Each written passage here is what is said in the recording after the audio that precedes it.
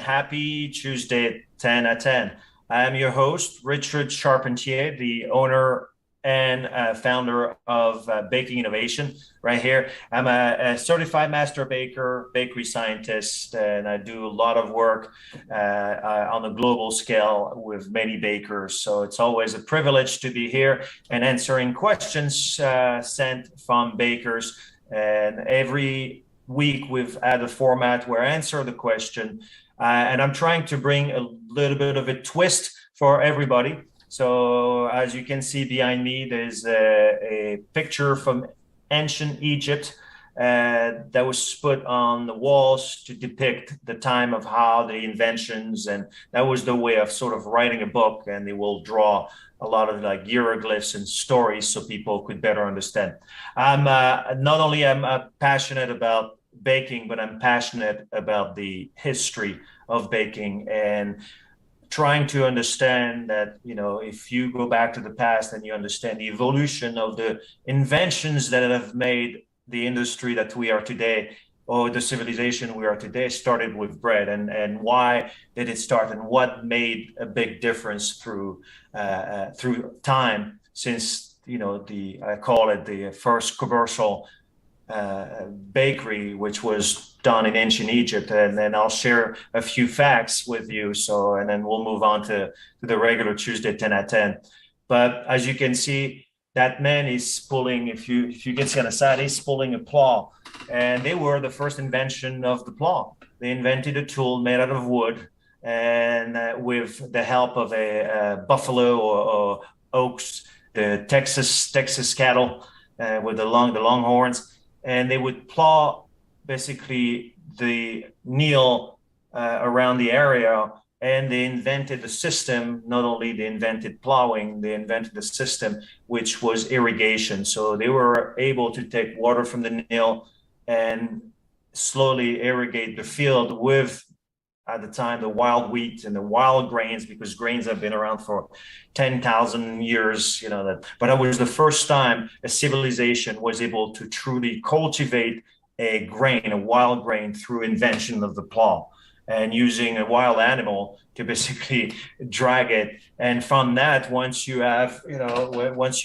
start doing that, the next thing that's going to happen, it's going to be, the wheat, and sorry for the glare, but that the wheat is being harvested by hand and with tools again to cut it. And from there, they'll mill it.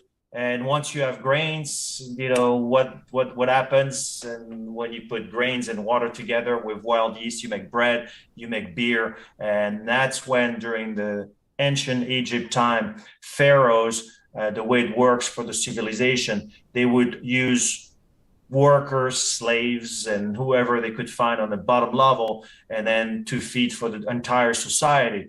And everybody was paid in breads and beers during ancient Egypt. So, for example, a lower worker working the field, like this farmer right here, would probably make 3 jugs of beer and 2 loaves of bread every day. And breads and beers became, together all the time. And at the beginning, it's because they would use beer for the fermentation and take the foam, which is the beer, and use that as the yeast to make bread.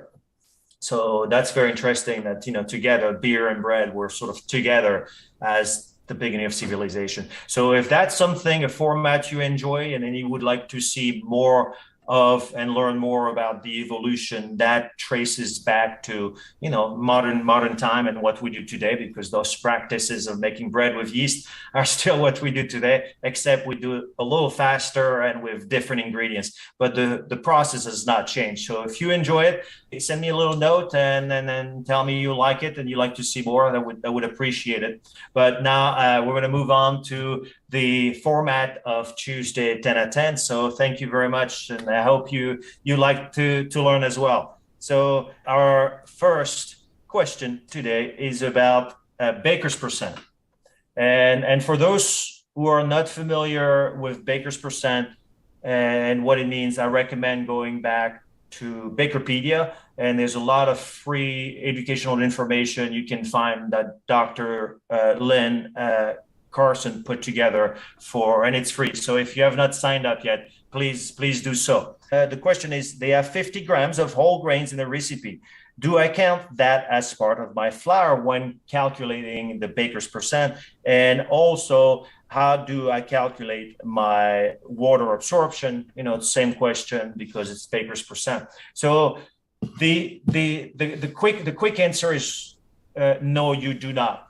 And it's because when you say whole grains and we don't have all the information, are you talking about the whole kernel, or are you talking about chopped up kernel, or are you talking about whole grain flour? So because when we're talking about the grains, we're talking about a grain. And if it's a grain and it's a kernel or a split kernel, a chopped kernel, that would not count as baker's percent. It's something you're adding on top, and as you would do sugar, as you would do salt, as you would do yeast. So that's an addition.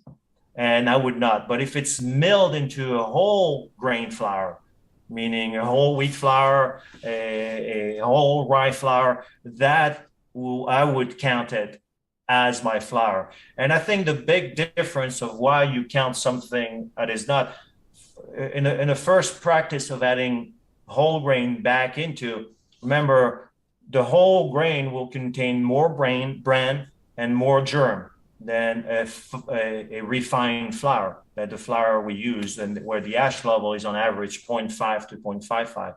So it's going to change your hydration. As if you bring a whole kernel, then most of bakeries and the big recommended usage or technique would be to soak your kernel at least 24 hours. If you don't, those kernels will be too dry and will dry up your bread. If you just throw kernels, dry kernels, it would, and I'm sure a lot of you already know, but for those who did not, I hope it helped. But so remember, so to answer your question, if it is a whole grain, meaning just a whole grain, not milled, not made into flour, that does not count as baker's percent. But if you bring whole grain flour, yes, it will count as baker's percent, and you would change your percent and you would change your water absorption accordingly. And if you add a little more whole grain, give it a little more water. So it's it all depends how they're milled, but remember, because they contain, whole grains contain bran and germ, which are removed in white flour. So very good question. Thank you for sending it. And now for our next question, and then last question, it's about pH. And it's about a person asking, hello, everyone. I have a question regarding pH values on baked goods. Do we expect that the pH value will decrease or increase after baked? So it's a very, very, very good question. I'll try my best to try to answer as best as I can. But overall, we're referring to pH value of a product and a pH value of a baked product. So once you look at a baked product, we could divide it into two buckets or two categories. One category would be biologically leavened and chemically leavened. And by biologically, I mean a bread, using yeast, it's a biological system, and a cake, which is going to be leavened through a acid-base reaction with baking powder or baking soda plus an acid, or we've talked about those topics before. So, but those two in a leavened product, remember, your pH is dictated by the baking powder, and usually most of it will sort of be neutral and remain sort of neutral. On the yeast biological, your finished pH will usually, on average, again, for between 5.4 to 5.8 pH versus a 7 for the chemical. And this is the yeast, and the pH is being driven by the yeast fermentation with the acids that are produced during fermentation. And would you see a change? You would probably see a change, but the pH tends to plateau and sort of stay leveled or flat. But the key, that's why I said earlier, it's very complicated to just give you a black or white answer. because there are so many other components that could basically be a major factor in how it moves the pH. A lot of people are using sodium propionate, propionate lactic acid for shelf life preservation. A lot of people are adding, different flavors that are basically polyphenol based. So you're bringing different chemicals within a product, and whether or not it will affect the pH. I've seen it, from my experience, where products will go lower over time when the product equilibrates, because depending on your shelf life, a product has a equilibration point. When it goes, it moves, and then it sort of stays. And that's what I've observed, with like 3 year shelf life product. There's a point where it doesn't change. What changes might be the smell and the organoleptic, the other stuff.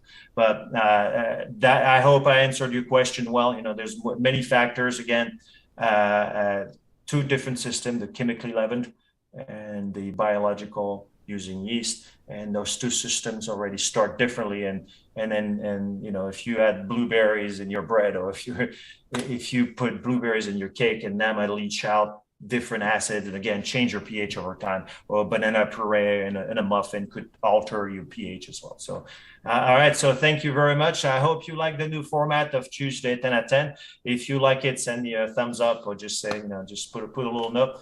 You have a fantastic day and happy baking, and we'll see you next week. Take care.